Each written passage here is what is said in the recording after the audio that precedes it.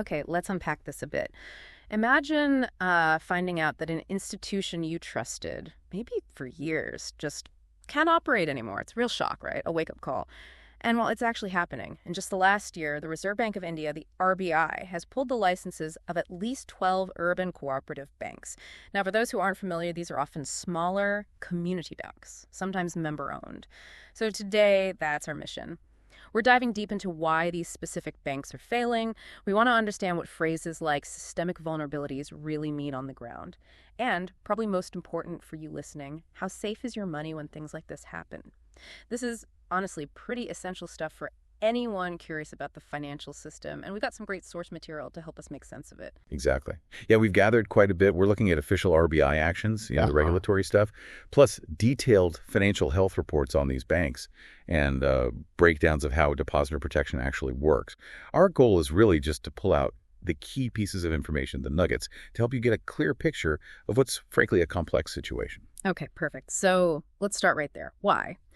What's the immediate trigger for the RBI revoking these licenses? Why step in so decisively? The main reasons the RBI cites are pretty consistent. We're talking insufficient capital, not enough of a safety cushion. Also poor earnings, meaning they just weren't making money sustainably. And critically, an inability to pay their debts, their liabilities.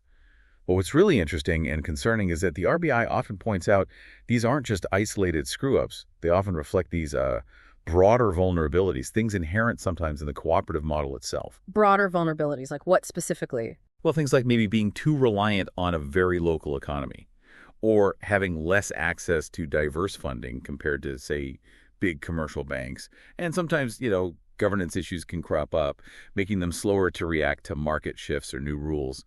It suggests interconnected weaknesses, not just one bad apple. Okay, let's make that concrete for people. You mentioned we have examples. Tell us about one like the Karwar Urban Cooperative Bank. Right. Karwar in Karnataka, that's a specific case from our sources. Its license was withdrawn effective July 23rd. And the reason given, pretty much exactly what we just discussed. Failing to meet those key regulatory thresholds. Yeah. Capital, mostly. It's not just a number, it's a real bank shutting down. And that connects to the bigger picture you were painting, these systemic weaknesses. Yes, exactly. It's not alone. Earlier in 2024, we saw others, Banaras Mercantile Cooperative in Varanasi, HGBL in Lucknow, licenses canceled there too. A lot of these banks just couldn't maintain the minimum capital adequacy ratio. That's the buffer, really, to absorb losses and protect depositors. Their overall financial health was just, deteriorating.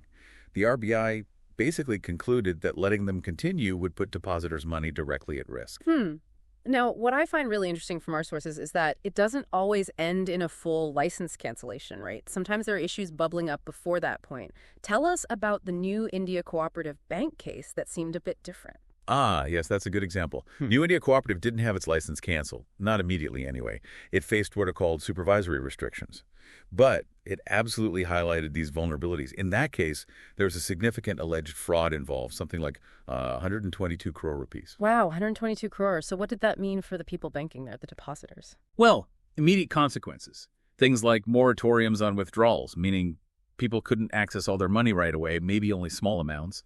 Administrators were appointed to run the bank, and they started looking at potential emergency payouts, but capped, at that 5 lakh rupee limit we'll discuss. So yeah, it shows how problems can surface and impact depositors even before a full license revocation happens. It creates a lot of uncertainty. Okay, that leads directly to the big question for everyone listening.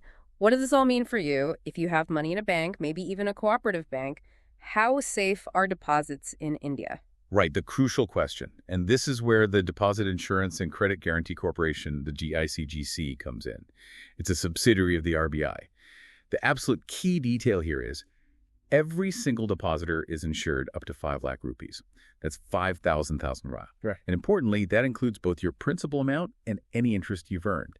And crucially, it's per bank. Per bank. Okay. So going back to the Karwar Bank example, how did that play out for the actual depositors there? Did they get their money back quickly? Yeah, so for Karwar, the RBI's estimate, based on the bank's records, was that about 92.9% of depositors would get their entire amount back through the DICGC. Oh, that's a high percentage. It often is, because many people have less than 5 lakh in a single account. The process itself is supposed to be relatively quick. The goal is to get the insured money credited within 90 days after the bank goes into liquidation. That requires the liquidator getting the depositor list sorted and claims submitted. 90 days. Does that always happen smoothly? Or can things, drag on? Generally, DICGC tries hard to meet that target. But sometimes things can cause delays, maybe complex legal fights, or difficulties selling off the bank's assets to raise funds. But the 90-day aim is consistent. Okay, but here's the critical point then. What about that other roughly 7%, or anyone who had more than 5 lakh rupees in Karwar Bank, or any failed bank? What happens to their money above that limit? That's the tough part. For any amount over the insured 5 lakh rupees, that money isn't guaranteed by DICGC. It technically remains in the hands of the liquidator, who's usually appointed by a court. Getting that extra money back depends entirely on how successful the liquidator is in recovering assets from the failed bank, selling off loans, property, whatever they can. And honestly, that process can be very long, sometimes years, and there's absolutely no guarantee of getting it all back or even any of it. The 5 lakh is a hard ceiling for the insurance per bank. Right. So that 5 lakh limit is really, really important to understand.